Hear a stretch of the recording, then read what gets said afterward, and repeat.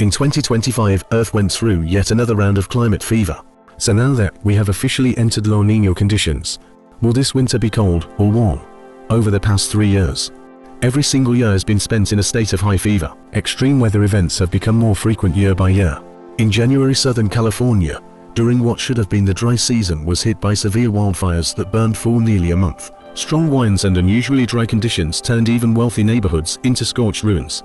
In March, a heatwave blanketed Australia's east coast. Temperatures in Sydney exceeded 45 degrees Celsius for an entire week. At the same time, the central United States was struck by a superstorm cluster. More than 40 tornadoes hit 8 states. In April, India and Pakistan entered heat dome mode ahead of schedule. Temperatures soared above 50 degrees Celsius. Asphalt roads softened and melted.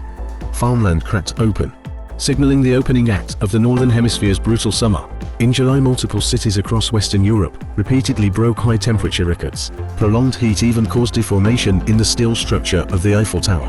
Western North America was also gripped by heat waves. Meanwhile, parts of the Southern Hemisphere were overwhelmed by torrential rains. Flooding led to river breaches, mass evacuations, and widespread destruction of farmland. In the second half of the year, extreme patterns shifted from heat and floods to a full-blown storm battleground. Typhoons in the Western Pacific hit Southeast Asia like runaway trains. Within just 2 months, they caused more than 1,700 deaths and billions of dollars in economic losses. Almost simultaneously, a Category 5 Atlantic hurricane, Melissa, devastated Jamaica. The damage was equivalent to over 40% of the country's annual GDP. Waker, researcher at the Chinese Academy of Sciences, commented that an impact on this scale is no longer just a disaster, but a nation-destroying war against vulnerable countries. But back at home, the situation has not been much better. Over the past year, we have clearly felt how unpredictable the weather has become. During the flood season, the Yangtze River Basin experienced droughts, while northern regions were hit repeatedly by heavy rainstorms. In October, China announced that it had entered La Niña conditions. Yet by December, the north, where snow should have been falling, was seeing rain instead. In the south, even after winter officially began, temperatures hovered above 20 degrees Celsius. So let us return to the question everyone cares about most. Will this winter still be cold? You need to understand that La Niña conditions are not the same as a full La Niña event. According to national standards, the Niño 3.4 index must remain below -0.5 degrees Celsius for 5 consecutive months before a La Niña event is officially recognized. So what exactly is the Niño 3.4 index? You can think of the Pacific Ocean as Earth's central air conditioning system, and the Niño 3.4 index as its most important temperature display. Scientists mark out a key region in the middle of the Pacific and continuously monitor its average sea surface temperature. If the Niño 3.4 index shows overheating for several months in a row, that means heating mode El Niño has begun. When the opposite happens, it is a La Niña event. In Spanish, La Niña means little girl, but in reality, it carries enormous energy and is becoming increasingly unpredictable.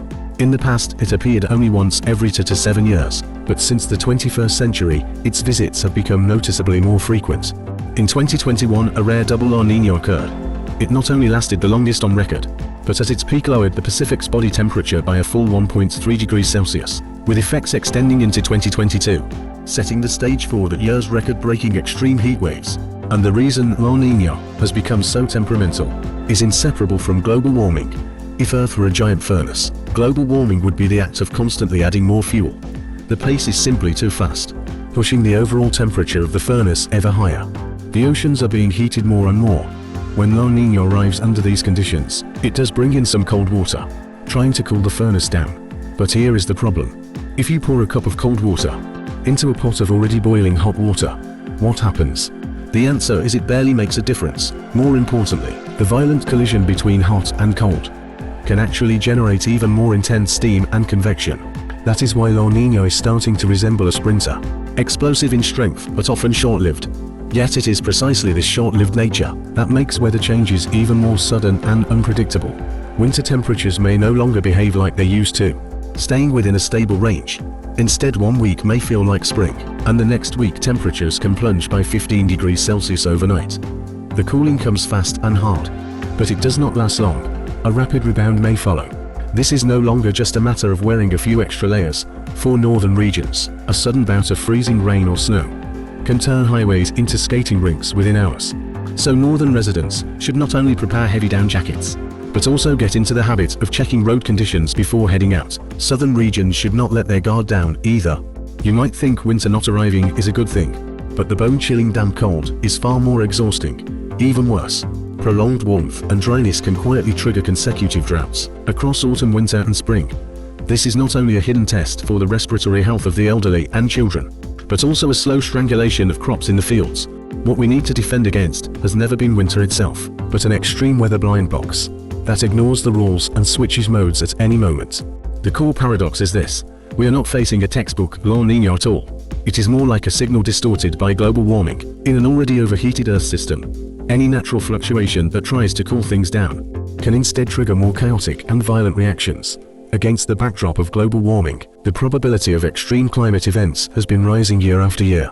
It is nearly impossible to predict what number the next weather lottery ticket will draw. So when you ask, will this winter still be cold? The answer is no longer the most important thing. The real question is, are we ready to adapt to a season with no standard answers?